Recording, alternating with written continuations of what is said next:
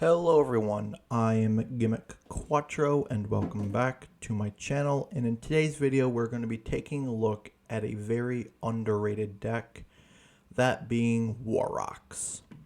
I really like this deck.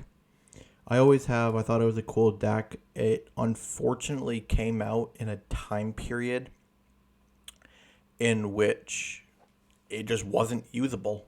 There was too much going on. Combo decks were really heavy and big in the format. And next thing you know, this thing comes out, which is a battle-oriented deck with not a whole lot of negates or anything like that to help break through boards. So not great to the start of this deck. It released in Blazing Vortex as a TCG exclusive deck. Then later on got support in Lightning Overdrive, and most recently had a couple of cards, or at least one card, reprinted in the 2022 Megatins. So not a whole lot going on for this deck. Had only a few runs of printings. Hopefully we'll actually get more cards in the future that might fix the deck, maybe give a nice extra deck monster to fix some of the issues, or maybe a couple more main deck monsters that might do a little bit more to help progress their plays. But as of right now, this is what we have, and I want to go through the deck list that I've created that I've had the most amount of success with, and then extra little cards that I put in for synergies and other cards that you could put in. So first and foremost, there are 3 level 4s in Fordia, Gactos, and Wento. They all have the shared effect that if they are destroyed by opponent's card effect, then you can special summon a level 5 or higher Warrock monster from your hand or deck. Then they each have their own separate effects, Fordia having the best effect, in which when an Earth Warrior monster battles, you can add a Warrock card from your hand, from your deck to your hand, and then have everybody gain a boost of 200 attack, or have all Warrocks gain a boost of 200 attack until the end of the opponent's turn. She is your main searcher for every single card in the deck. Getting her out and getting at least 1 or 2 triggers off of her early on is definitely the best thing you can do. The second guy is Warrock Gactos. When you normal summon a Earth Warrior monster, he can be special summoned from your hand. That's just what he does. He's a nice little special summon from hand, which is necessary, I think, most of the time. But you don't want to have him be too clogged up because he doesn't do too much more than that. That's why I only run him at 2. But a 1900 beater who's probably going up to at least 21 most turns is really nice. And the third level 4 is Wento, and that's her effect is whenever an Earth Warrior monster battles, quick effect, pay 800 life points, that monster can have its attack boost by 800. So also not too bad, but an effect that I only find that I need to go off every once in a while because of the original attack boost that everybody does naturally. That 800 does not come up nearly as often as you might think. Next is the 2 level 5s in Orpus and Mahmud, or Mahmood. They have the shared effect of if you control no monsters or all monsters you control are Earth or are Warrior monsters, I apologize, you can normal some of these guys without tributing. Fantastic effect. Then they each have their own individual effects. Orpus says that if an Earth Warrior monster battles after damage calc, you can send an Earth Warrior monster from your deck to the graveyard and then boost all Warrocks by 200 until the end of your opponent's next turn. And Mahmood says that after damage calculation of an Earth Warrior monster battling, you can destroy 1 spell trap card that your opponent controls and then boost all Warrocks by 200 until the end of your opponent's next turn. Fantastic effects. His effect I do not see going off super often. There is some niche situations in which you want to dump something in the graveyard. It doesn't come up super often. That's why I only play him at 2 copies. But a 2100 that can just be normal summoned is extremely nice with the extra attack boost. So he typically can be about a 23. And then having 3 copies of this is extremely important just because of back row destruction is really nice. Now, there are some issues. You do have to have battle, so if he gets destroyed before battle, then the effect is null and void. So, run him into things at your own risk, but for the most part, he does pretty well, and you want to see him as often as possible. Next is our level 7 and our first of our ultra rares. He's a bit special. This card cannot be destroyed by opponent's card effect. When he attacks, he can negate the effect of that opponent's monster until the end of the turn. And not just the monster he's battling, but any monster, any copies of that monster. So say if you were to battle an extra deck monster, destroy it, and they were to make another one, the effects of that new one would also be negated as well. He also has the effect of when Earth Warrior monster battles, quick effect, make all Warlock monsters gain 200 attack. Also, this card can make 2 attacks on monsters during the battle phase this turn. So he can become a 28 and do 2 attacks on monsters, which is really, really nice and comes up fairly often, which is super cool. And just being a 2600 body is super necessary, and it's super easy to get him out with Warrock Mountain, but we'll get there shortly. Next, our second ultra rare is Bachelios. During the battle phase in which an Earth Warrior monster battles, quick effect, that monster can attack directly. Also, all Warrocks gain 200 attack to the end of the opponent's turn. And while this card is in your graveyard, when an Earth Warrior monster is destroyed by battle, this card can be special summoned. But when it leaves the battlefield after the effect goes off, it does become banished. So one of the plays that you can make is when you summon Orpus, you can actually send this to the graveyard, have a copy or 2 in there, then when one of your Earth Warrior monsters gets destroyed, you can summon this bad boy out. That's one play. The other play is to summon this out with Mountain, which we will talk about now. Warrock Mountain is one of the biggest play extenders, or one of the most important cards to have. If you do not have this off to start, then you want to get it as fast as you can. Typically that's through Fortia, or obviously that's why we play Terraforming.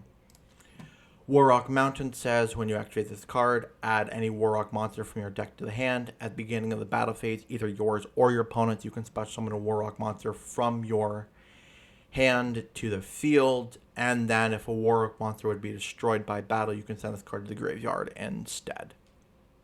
It's a searcher, it's protection, and it lets you special summon a monster from your hand to the battlefield on either player's turn. Huge, huge, huge card. You definitely want to play it at 3 copies. Next is Warrock Ordeal. This is a card that I've messed around with a few times, and I kind of like it at the position that it's at. This is just a way for you to draw cards. Basically, you play it, put 3 counters on it. When a Warrock monster destroys opponent's monster by battle, you can remove a counter and send it to the graveyard. That is important. You can remove a counter and you can draw a card. Once it has all 3 counters removed off of it, send it to the graveyard. It can very easily be destroyed. That's why I only play it at the 1. You don't want to waste a lot of slots in the deck on something like that. That can be very easily targeted and destroyed. But there are some occasions in which 1 or 2 extra draws can be extremely nice. Then we run on to Warrock Dignity. This card is huge. Probably one of the most important cards to have and a great target for Fortia. This card just says if you control a Warrock monster, you can either negate a monster effect. When a monster or opponent controls activates effect, negate it. And then also during the battle phase, you can negate a spell, trap, or monster effect.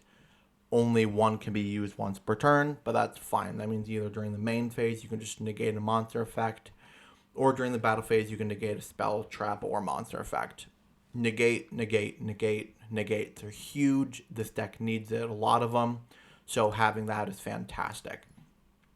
Next is Warrock Spirit. I play this at 3. I don't think it's necessary to play it at 3. If you want to cut this down to size or completely get rid of it, you can. I just played at 3 for right now just because I haven't determined anything better to play. And there are some niche situations in which this comes up. It just says that during the battle phase, you can target a Warrock monster from your graveyard and activate one of these effects. Special summon in attack position, but its effects are negated and it cannot attack directly. Or special summon in defense position, all Warrock monsters once per turn cannot be destroyed by battle. For the rest of that turn. So basically you'd use the defense position 1 on your opponent's turn, you'd use the attack position on your turn. It's nice. It can come up, but typically you want to hit face as soon as possible, so becoming very defensive doesn't happen super often, so that's why this card could probably get cut and you'd have the same amount of success with the deck. But the couple of times that it does come up, it is nice. So, yeah, play it to your own risk, cut it down to size. This is just what I've had for right now, and it works fine. It'll probably get cut down eventually. Next is Generations. Generations is a really nice one. It says during the battle phase, if your opponent controls more monsters than you do, you can special summon a Warrock from your deck. And if you activate this card effect during the rest of the turn, your opponent cannot attack monsters except for that special summon monster. That part of the effect doesn't come up super often, typically during the end of the opponent's battle phase. After you've run out of monsters and they have more monsters than you do, you could special summon one from the deck. That's probably the main usage of it. But in some situations, it'd be nice just to have the opponent strictly target one monster. Definitely if you can get one of the big boys, and they only have shrimps. So, yeah. And next thing you have is Warrock Big Blow. During the main phase, if a Warrock monster leaves the field, you can pop 2 of your opponent's cards. It's just destruction. It's a 2-card pop for one of your cards getting destroyed. So it's just really nice. And I think quite necessary. So, but only at 2 copies. You could probably play it at more.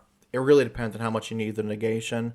I don't see it going off super often. Not often enough have I seen things being destroyed during the main phase that I worry too much about it. Because a lot of the times your opponent just wants to go to battle and destroy things that way. So, other cards in the deck is Ash Blossom and Joyous Spring. This could be traded out for any type of hand trap. This is just one that I own and comes up the most often. Then I have Rookie Warrior Lady. This is an interesting little tech card. This card says when an attack is declared with a warrior monster and an opponent's monster, this is either during yours or your opponent's turn, you can send this card from your hand or field to the graveyard, and that opponent's monster loses attack equal to its original attack. So in some situations, if you need to get over an opponent's monster that's tricky for you to get over, then you could play this on your turn to be able to get over it. And on your opponent's turn, if it's attacking one of your monsters, you could drop this out of your hand as like at the very last minute, and then you could beat over that monster in that way. So nice. But its secondary effect is really good. You can banish this card from the graveyard, target one Earth Warrior monster in your graveyard, add it to your hand. So that would be another reason why that's another card you could dump off of Orpus if you need to. Last, spells and traps, you can see what they are. Terraforming, we've already talked about why. Reinforcements of the army is really nice, just getting out one of the little guys if you need them. Monster Reborn can definitely show up a few times, definitely if you need to get a little extra damage on board. Raigeki is pretty self-explanatory. Infib is also self-explanatory, just another way to negate. So, yeah, that's the main deck. Obviously, there are some cards that you can kind of mess around with. Fix your numbers, take things out, whatever else. the most I would probably heavily play with would be your copies of Spirit. If you want to completely get rid of it, maybe put in more back row destruction, you could, or whatever. There's definitely some things that you could mess around with, but this is just what I've had the most amount of success with right now, and I haven't tried to do too much else. But I've had 2 or 3 different variants. Another variant did play Skylar. I just didn't like the card. I didn't think it was very good, so that's why Skylar's not in here anymore.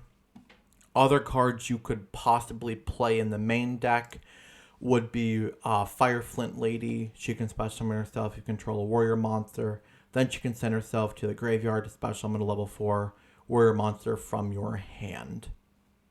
And the opponent cannot target with card effects this turn. So it might be like a situation which you could summon Mahmud, special summon Gactos, then special summon this. If you have a Fortia in hand, you could get rid of this to play the Fortia. That's like a play you could do, but the odds of how often that's going to happen, I don't know. That's why I haven't quite tried it out yet. But you could do, and I might still try it. I might try it in replacement of Spirit. Play a few copies. So maybe I'll give that a shot. Actually, now maybe I'll just edit the deck and retry it with this. But you just play a copy or so and figure things out. So, yep. Then other main deck cards that you could play would be some of the heroic challenger monsters. Some of them might be okay in the deck. And some of the Gaia support might be okay. One that people suggest is Gaia, the Origins one, that can be used as a 2 tribute for a warrior monster. That may or may not come up. I don't know. It's fine if you want to do it that way, but I don't fully suggest it's fine. It's definitely things you could try out. You could do like a Gaia / Warrock build or whatever, but that's just a neat little tech you could try. But the biggest thing I want to talk about is the extra deck. Obviously, this deck didn't come with any extra deck monsters, which I find to be a little weird, but it's okay. That means you have to figure out monsters yourself, and I'm definitely sticking with the Earth Warrior theme for the most part. Earth Warrior is a big concept behind the deck, and a lot of its effects trigger of the cards because of having Earth Warriors. So you don't want to bog up your field too much with cards that are not Earth Warrior. That's why I've looked into playing certain cards. Zubaba General can just get really big if need be. Blackluster Soldier, I'm pretty sure this is self-explanatory, just has a lot of great battle effects with a battle type deck. This card is okay. If this card would be destroyed, it can just pump itself up and do some little bit of burn damage. And then other cards you could look at would just be a few of these other ones right here. I don't play a lot of level 6s, that's why I don't play these two. But if you want to try running a deck with Skylar more often, then I suggest running these two. You could do Cowboy for game, which is okay. The deck plays enough level 4, so that'd be kind of fun. And a few of these heroic challenger cards are okay. It's just however you feel about it, you know? This card is if your opponent special summons a level 4 or lower monster, you can destroy it. And this one is if a trap card is activated, you can destroy it and then pump this card up by 500 attack. And a link monster you could play would be Raw 10. I actually will be playing this card once I get enough to either craft it or I get it.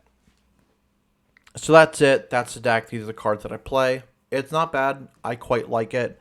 It's really nice to play in Master Duel on the lower level ranks. I don't think a lot of people will see it coming. Plus, with it being battle-oriented, I don't think a lot of people will be super ready for it. So you could probably make it through part of Silver even playing this, but going up higher than Silver, probably not. You might be able to squeeze out a game here and there, but that's really it. And then during the story mode, this is not a bad deck to play at all during story mode. It can end games very quickly, so if you don't want to do any of those games for super, super long and you don't want to think too heavily about it, play this deck. It works great. I've gone through the entire story mode so far with just this deck, and it does pretty well. So that's a look at the Warrock deck from my perspective, and then soon, maybe I'll come up with an update in a few months if I figure out other things or whatever else. So yeah, in the next part of the video, there'll be a no commentary, a few battles. I'll do a couple of the story battles, and I'll do 1 or 2 ranked battles so you can kind of see how the deck plays, and just to give you guys an idea. Thank you guys for watching. If you enjoyed, please hit the like button, comment down below, and subscribe to my channel. And if you want to see other content by me, there's pack openings on here, other Master Duel content, and whatever else. I implore you to go check it out, and I hope you enjoy the duels. Peace.